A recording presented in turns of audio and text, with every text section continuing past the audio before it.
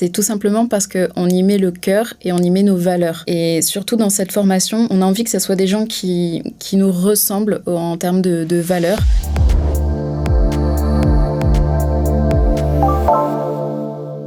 Bonjour à tous et bienvenue dans Chronique d'Experts, un podcast produit par Open Media, diffusé sur Forbes.fr ainsi que toutes les plateformes habituelles comme YouTube, Spotify, Deezer, Apple Podcast ou encore Amazon Podcast.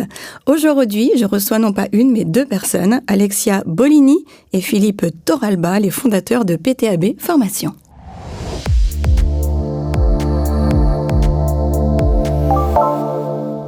Bonjour à tous les deux. Bonjour. Bonjour Karine. Bienvenue. Alors vous êtes un duo aussi bien complice à la vie que dans le travail. Je suis ravie de vous recevoir aujourd'hui. Alors qu'est-ce que PTAB Formation et qu'est-ce que ça veut dire PTAB ? Alors je vais commencer. Du coup, PTAB, ce sont juste nos initiales. Donc Philippe Torralba et Alexia Bolini. On s'est lancé le défi maintenant il y a 1 an de former les gens à l'immobilier. Ah, intéressant. Et comment vous faites alors ? Déjà, on parle de nos expériences, puisqu'on est tous les deux assez expérimentés sur le métier. Et on a créé des formations, donc une formation sur l'investissement locatif et une autre sur le métier de marchand de biens. Alors, c'est un projet qui est né d'une histoire personnelle, je crois, d'une envie de liberté, d'une quête de sens. Et je pense que ça n'a jamais été autant d'actualité. Est-ce que vous pouvez nous parler de ce déclic ? C'est toi qui vas commencer. Allez, honneur aux femmes. Honneur aux femmes. Tout simplement, moi je me suis lancée dans l'immobilier, puisque c'est là où ça a commencé pour chacun, c'est dans l'immobilier, où c'était la période Covid, où j'ai eu le décès de ma grand-mère, donc j'ai dû rentrer en métropole puisque j'habite à La Réunion. Et c'est là où j'ai vraiment pris conscience de l'importance de profiter des moments, de profiter de la famille. Et j'ai regardé en même temps la retraite, combien j'allais toucher. Et là, j'ai regardé et au bout de 40 ans, je me retrouvais avec 1 200 € et je crois que c'est là où ma vie a complètement basculé et je me suis dit que je voulais autre chose, que je voulais plus. Et c'est là où j'ai décidé de ne pas suivre le chemin traditionnel, mais de me former à l'immobilier pour créer ma propre indépendance. Vous aviez quel âge quand c'est arrivé ? J'avais un petit peu moins de 25 ans. Vous vous rendez compte, ce déclic à 25 ans, de regarder la retraite, de se dire, voilà, j'ai mon futur entre mes mains, c'est aujourd'hui en fait, c'est ça ? Exactement. C'est là où la vie a basculé. Alors vous, Philippe, concrètement, qu'est-ce qui s'est passé dans votre vie ?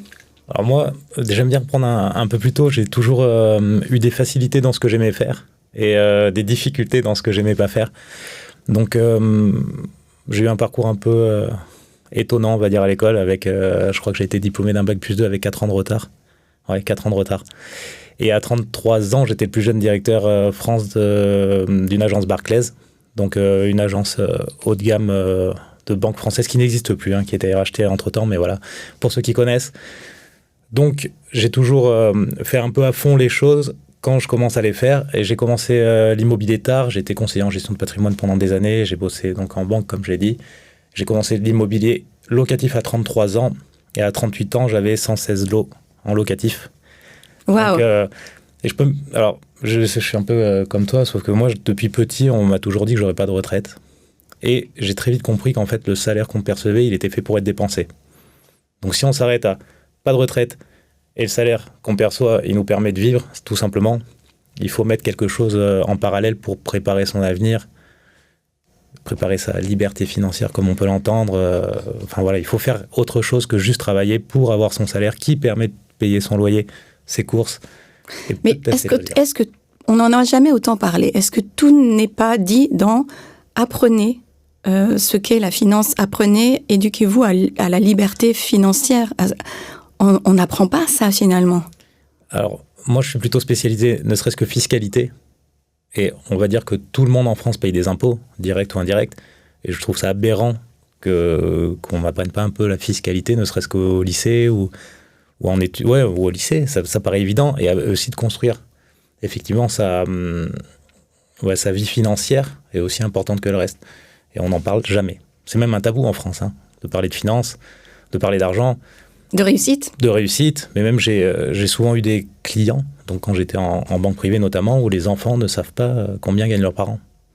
ne savent pas combien les parents ont d'argent de côté. Ça reste très tabou. Et on a un peu envie de casser ça et de se dire que c'est accessible à tous, surtout, parce que le fait que ce soit tabou fait que ça semble inaccessible, en fait. Alors que pas du tout. Ça veut dire que quand... Pardon, Karine, j'irai même plus loin que toi. Je dirais qu'il faut développer aussi la mentalité qui va avec, puisque à l'école, on nous façonne tellement tous exactement de la même image. On n'a plus de capacité de réflexion. Et c'est avant tout ça qu'il faut remettre en place, je pense, à l'école. C'est une capacité de réflexion sur soi et sur ce qu'on veut vraiment dans la vie. Et je pense que ça part d'ici avant la fiscalité. Totalement. C'est un apprentissage. Il y a plein de choses dans ce que vous dites. À l'école, on nous dit qu'est-ce que tu veux faire ? Donc, on choisit un métier. Voilà. On est d'accord. Donc, on fait tout pour faire ce métier. Mais on nous apprend pas à gérer notre argent.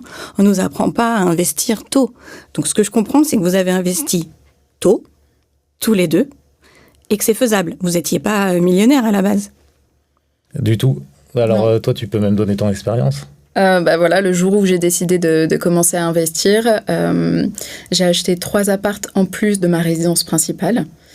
Et clairement, voilà, j'étais diplômée depuis pas très très longtemps, j'avais absolument pas d'argent de côté et j'ai su trouver les solutions pour me faire financer. Et pour donner un exemple, en fait, j'ai fait un crédit conso à la banque pour financer mes apports pour acheter les appartements. J'ai toujours trouvé des solutions qui font que je continue à avancer pour me faire financer. Donc, dans vos formations, c'est notamment ce que l'on apprend. Qu'est-ce que l'on apprend concrètement ? Alors, pour donner mon exemple, puisque c'est vrai que c'est un fait marquant de réussir à financer 116 lots, notamment en 5 ans, le but, c'est de se dire que si on veut jouer à un jeu, il faut connaître les règles et il faut avoir toutes les cartes en main pour pouvoir gagner. Sinon, on peut jouer, on peut gagner une fois, pas de souci, la chance des débutants. Mais si on veut gagner à long terme, il faut connaître toutes les règles. Et donc nous, en fait, ce qu'on met en place, c'est de donner les règles, de donner les cartes à nos apprenants. Après, ça reste à eux de jouer. C'est pas nous qui jouons à leur place, mais par contre, ils ont toutes les cartes pour gagner, en tous les cas. Ça veut dire que l'investissement n'est pas que pour les personnes riches ?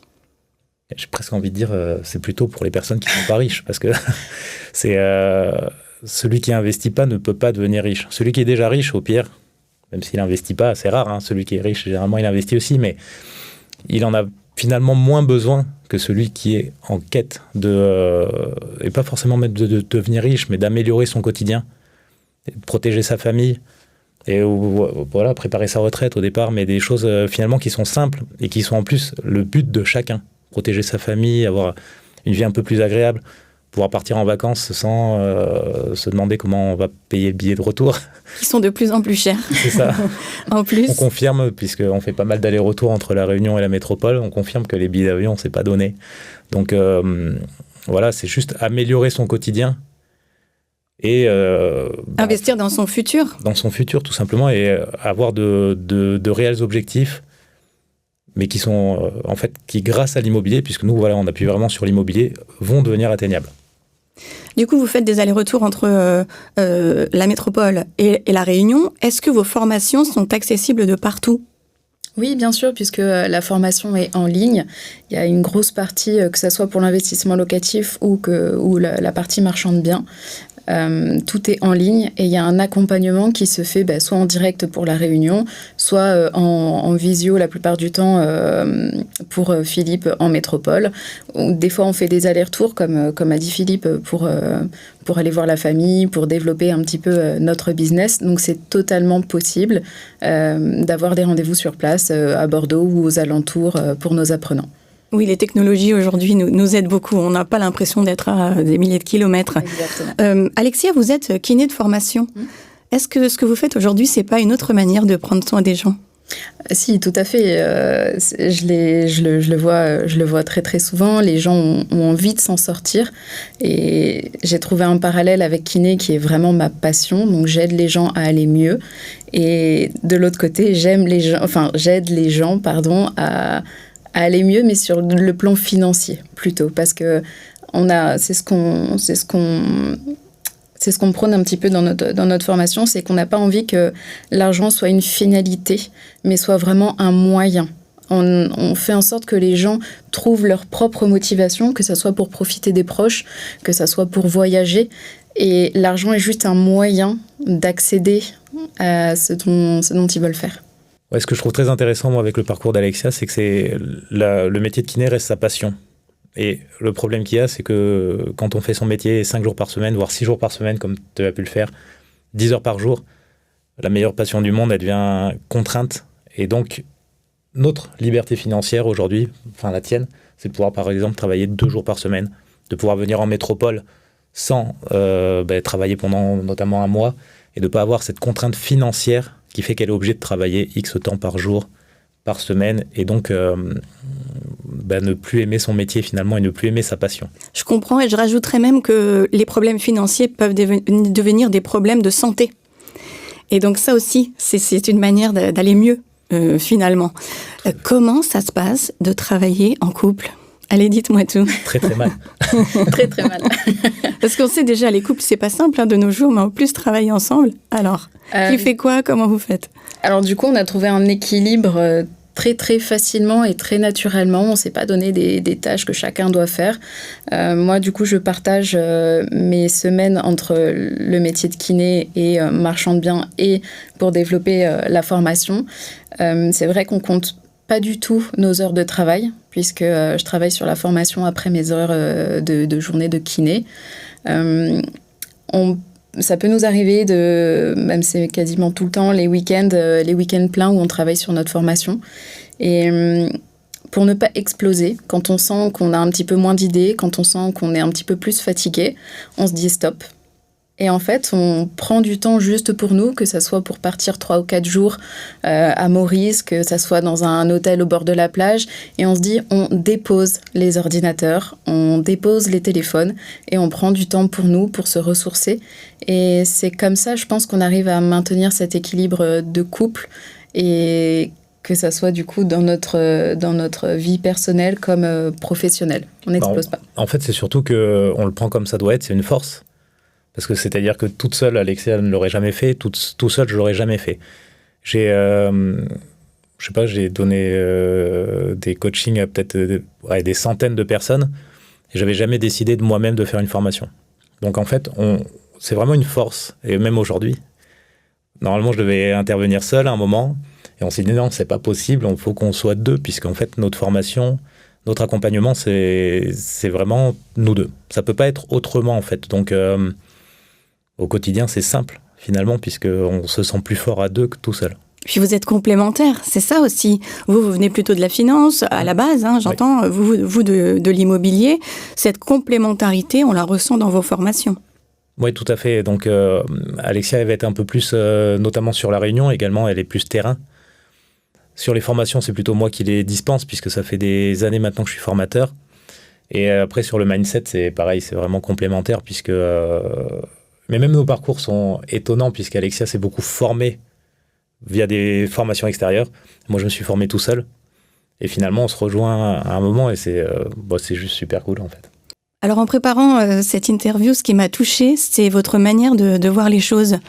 Vous ne voulez pas former en masse. C'est vraiment former individuellement selon le potentiel de chacun. C'est bien ça ? Exactement. C'est un peu comme en kiné. Moi, je fais souvent le parallèle à ça. En fait, on a la patientèle qu'on mérite. J'ai très peu de patients chroniques, j'ai très peu de patients lourds émotionnellement, chiants, etc. Et en fait, c'est tout simplement parce qu'on y met le cœur et on y met nos valeurs. Et surtout dans cette formation, on n'a pas envie, on a envie que ce soit des gens qui nous ressemblent en termes de valeurs. Et on n'a pas envie de faire de la masse pour faire de la masse, en fait. Parce que le financier, comme on a dit tout à l'heure, c'est vraiment un moyen et c'est pas une finalité. Et on n'a pas envie d'avoir cette finalité-là. On a vraiment envie de transmettre notre passion. On a d'ailleurs pas mal de couples qui viennent sur nos journées de formation, ce qui est assez drôle, parce qu'on ne vise pas spécialement les couples, mais finalement, ils se reconnaissent aussi à travers nous, donc on aime ça. Vous dites souvent une phrase qui est assez intéressante. Vous ne vendez rien, vous accompagnez. Oui, alors... Pour être très sincère, quand j'ai commencé mes coachings, donc j'ai donné des cours en école de commerce en 2017 et ensuite 2019 j'ai commencé vraiment le coaching.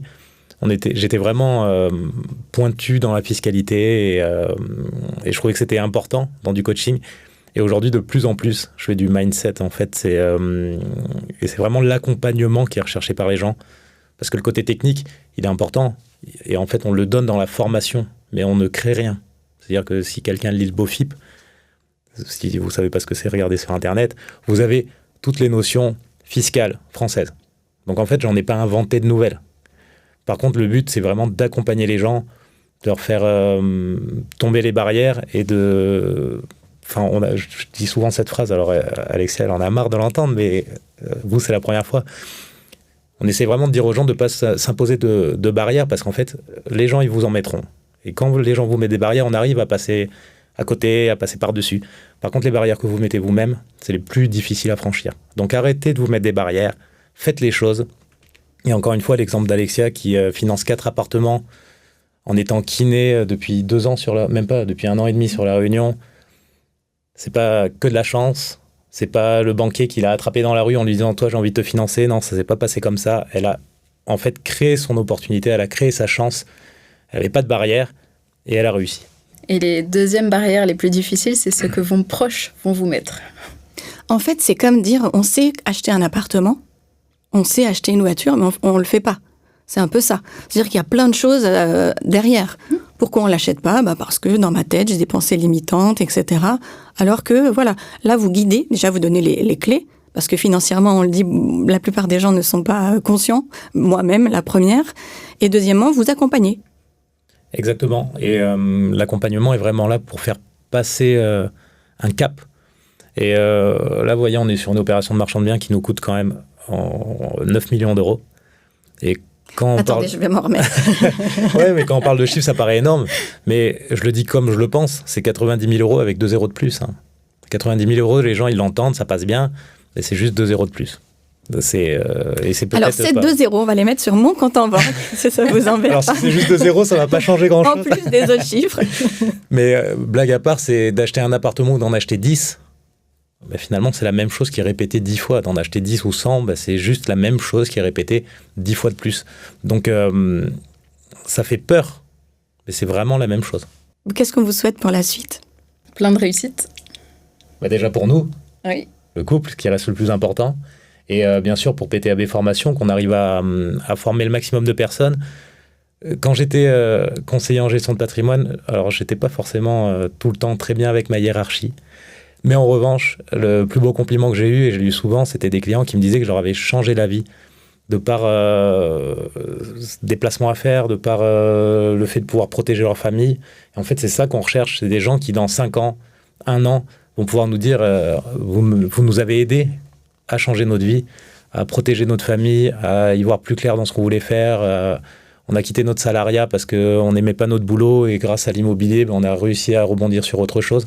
C'est vraiment c'est la plus belle récompense en fait, d'avoir des gens qu'on aide à réaliser leurs rêves en fait, tout simplement. Et puis je pense que tu vas sortir ta petite citation favorite. Alors, l'impression. Non, c'est juste pour que les gens passent à l'action. J'ai tendance à dire qu'un con qui marche va plus loin qu'un intelligent qui reste assis. Donc c'est pour ça que même si on fait de la formation, le but c'est pas d'être le plus intelligent de la pièce, c'est d'être le plus actif et celui qui prend les choses en main et qui avance. On va terminer là-dessus. Merci beaucoup Alexia, merci beaucoup Philippe.